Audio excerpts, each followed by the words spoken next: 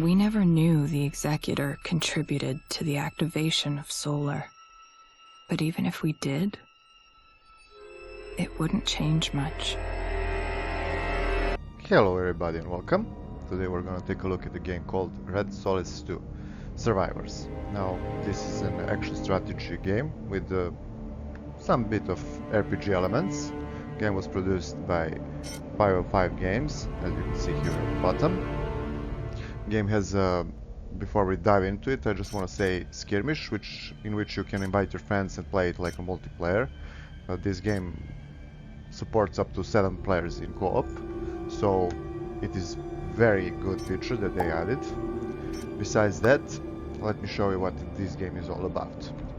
In case of campaign, we will start with one of the following fractions. You will choose the skulls above represent the difficulty of the fraction, and also this fraction is, as you can see at the bottom, events happen after the main storyline. So I would suggest you play one of these. This is definitely the strongest fraction from all others. This one is not bad also, so I'll leave it up to you to try out. Now we're gonna pick Elysium Corporation and we're gonna start. We are the founders, and you are the executor. A high-class commanding officer with advanced cybernetic capabilities. Your origin is irrelevant. Your mission is not. You were awakened to lead a secret task force that will counter the threat of Stroll mutants. A powerful landship will serve as the base of your activities. It is a mobile castle from which you will liberate Mars. Lead your operatives, research your enemy, and develop your own capabilities. We are always watching your progress. Now let's talk about the gameplay a little bit. Gameplay consists of 2 stages. First is deployment map. As you can see, we have a planet of Mars at our disposal. We also have a planetary cannon parked on the moon Phobos near the Mars. Over time you will acquire new territories. Some territories contain colonies, some don't. Also they contain different kind of resources that it can give you. Every colony has 2 stats, intel and infestation. So infestation is basically how many creatures you have infested in some territory, like here, and intel is how much you know about the territory. It is useful to have first one at a higher possible level. It will decrease your difficulty of your missions. So now, for start, we have supplies as common good for paying everything instead of the cash. We have deployment points. Some missions require deployment points, some missions don't. As you can see, we have 7 deployment points and it costs 3 for us to deploy. We also have specialists, which are your engineers and researchers. And we have global intel. Now global intel is intel accumulated from all your territories. It will speed up your research, it will speed up your producement of the things and so on. Basically this game is a soft copy of XCOM 2, only it is much more action oriented than it, as we will see in a moment. We have team, same as there. This is action, not turn-based only. So besides our crew, we can invite also people to play with us. So that is an excellent feature. So in our armor we have loadout, which you can change different kind of weapons. You can also, your character, you can change his class at any moment. We don't have all class research at the moment. We have different models for settings. Some you need to activate, some are passive. As you can see, grenade, critical strike is passive and so on. Every suit has its power. As you can see, we can add batteries, so it has more. So the more abilities you have, the more power it will draw from your suit. Also you can change your primary secondary weapon, and also there are few vehicles in the game which are excellently fitted in. Next thing is leveling up, which is an RPG part of the game. So for every soldier in the squad, you can put him in squad, take him back, or you can upgrade, depending on the accumulation of his experience, you can upgrade his skills. Mission setup.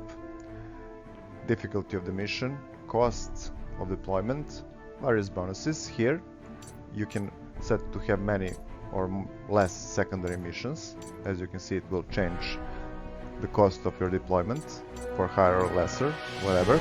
This one will give you different kind of bonuses when you return to successful missions, how quickly Horde arrives. This one also impacts your experience and artillery support, but remember this thing will destroy buildings and stuff on the ground, so yeah, this is the percentage of what kind of creatures will be spawned, as you can see here.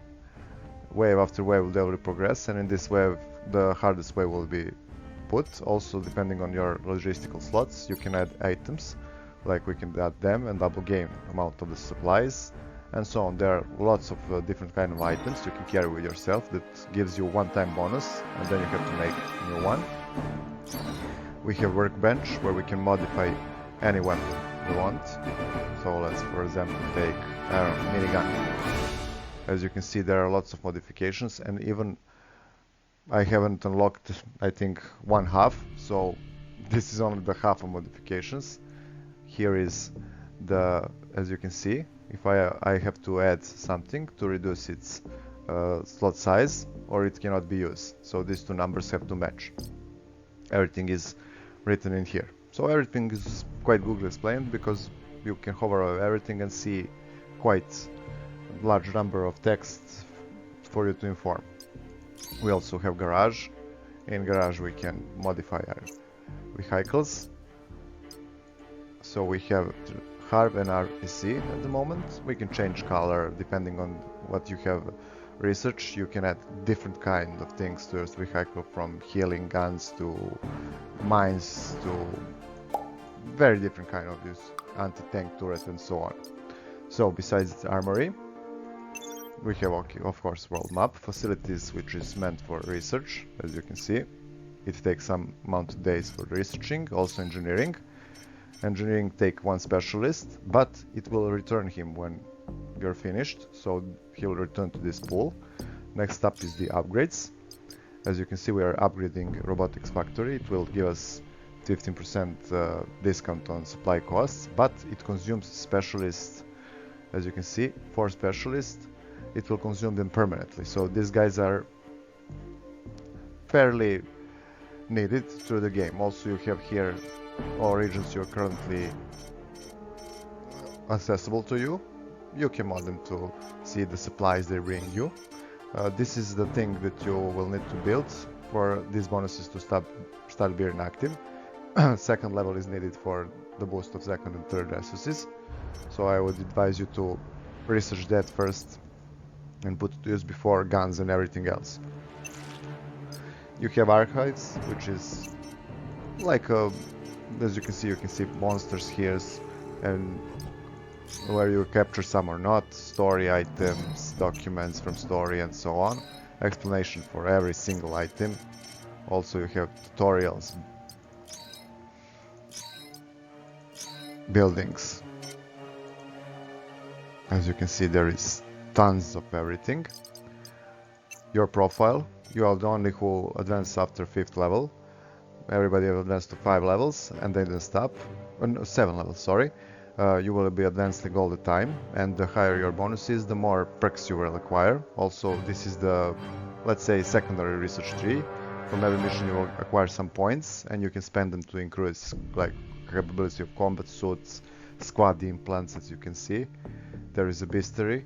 When you capture a certain amount of them, you can acquire, like this guy, you research him for 1 point and he gives you 1 damage to all your squad mates, which is good because there are lots of them and they're the kind. Down there are weapons which are only meant for skirmish, so don't put your points at the start at this. It will only swallow your points, and if you're playing campaign, start from here, and you can also rest at the skill tree. So basically that is it. We will be going around the planet and doing different kind of missions you will see in a moment. Also there are combat missions, and from this side there can be placed non-combat missions which only will consume some time and take your resources. So let's see where we have started. I have started this game, so I progressed to mid-game. So as you can see, this is our mission for today.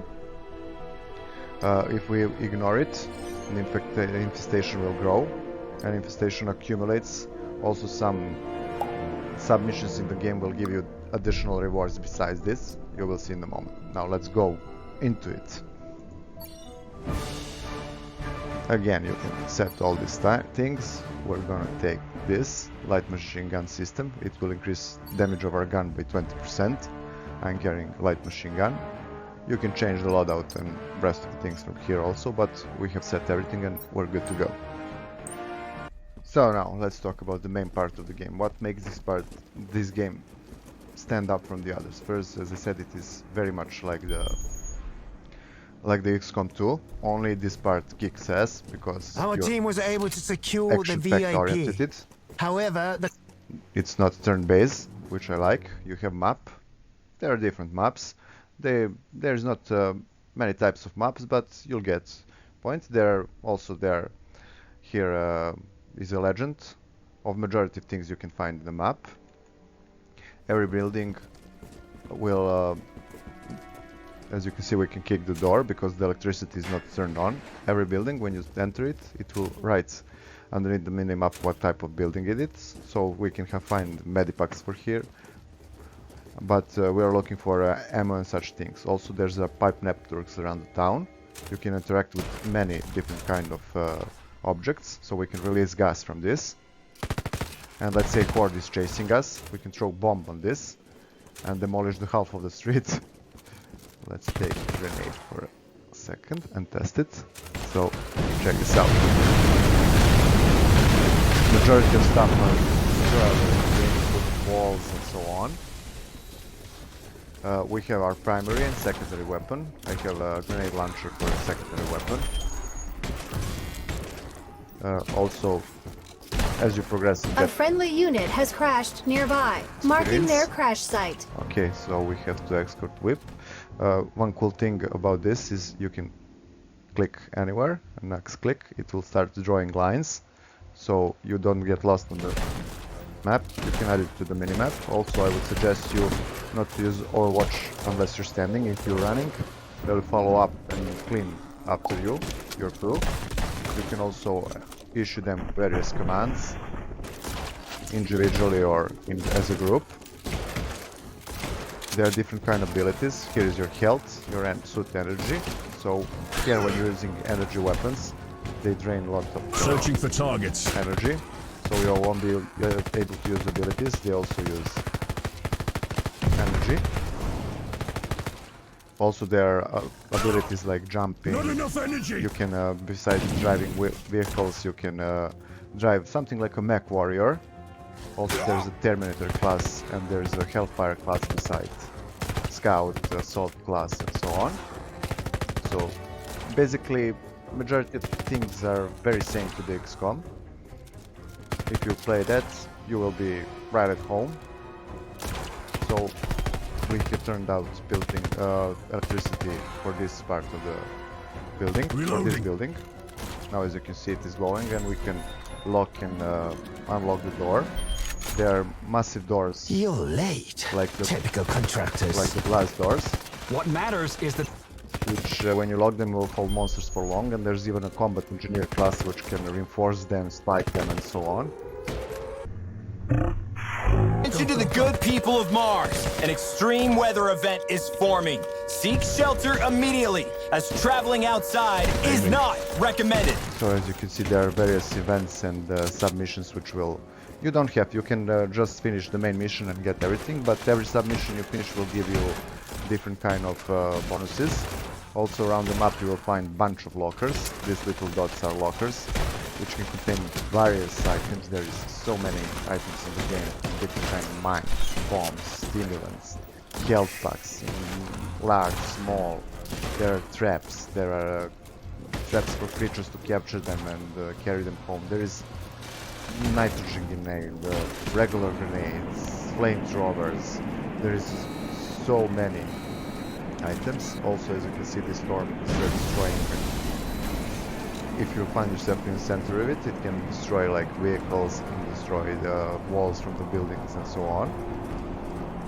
going, I'm talking, not looking. So we have to drag them here. Now, cool thing is we can escort him here, or since they're addition to our team, we have 4 team members, we can take them with us until the end of the mission, and we done their mission last, so we have 2 more people with us, which is pretty much helpful. You will see as the time progresses, the more waves are unleashed, more and more heavier, tougher creatures which can burrow, which can surprise you in many ways. Some are fast, but the majority of them, if you have picked a good team and solid equipment, you can finish majority of missions with no problem. Only be careful when testing new weapons. Some weapons waste a lot of ammo. Also, this weapon is, even if it's light weapon, Reloading, it's cover only me! 7 seconds, which is very long time for reloading. You can speed it up through some mods for the weapons. Okay, we have got the new quest, secure the power plant, so we're gonna do this one first because it has timer. And it is close also, so that is a good thing. Executor, they will kill on sight, but Also, some buildings contain terminals. When you interact with them, of course you have to turn the power on, and then you interact with them, and they can give you like a limited amount of artillery support. They can deploy certain combat suits for you, and there's you can activate radar, which will give you certain bonuses down here. Also, you can collect different kind of things which will benefit you in different kind of ways. As I said, many things are interactable with this game. You can pick up any barrel, throw it, shoot at it. Fire does aerial damage. There are also nitrogen barrels, which are great for monsters that are very tough. As you can see here, now we have arrived at a place where there are blast doors. Like these doors are open.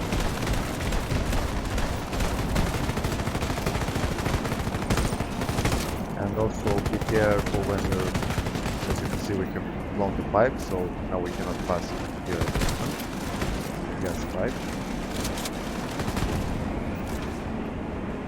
Also be very careful when choosing your team, and upgrading their abilities, because they will throw grenades at their own, they will toss rockets, and they can get in a lot of trouble sometimes if you're not careful, especially if you're getting like 2 demolition specialists and so on.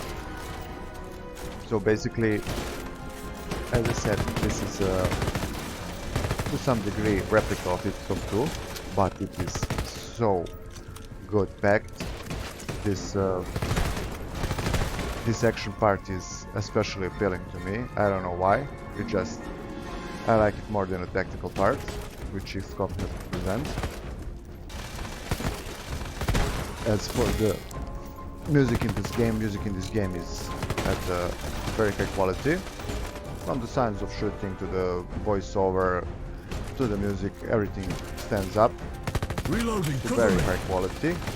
Graphics by itself is okay. It could have been done a little better, but they are small studios, so it's forgiven for them. They have done excellent job in every other area, and even the graphics is solidly decent. As for the modding, they have a small modding community. They have a solid community of players in the multiplayer, but they have a relatively small community of modders. I will leave you.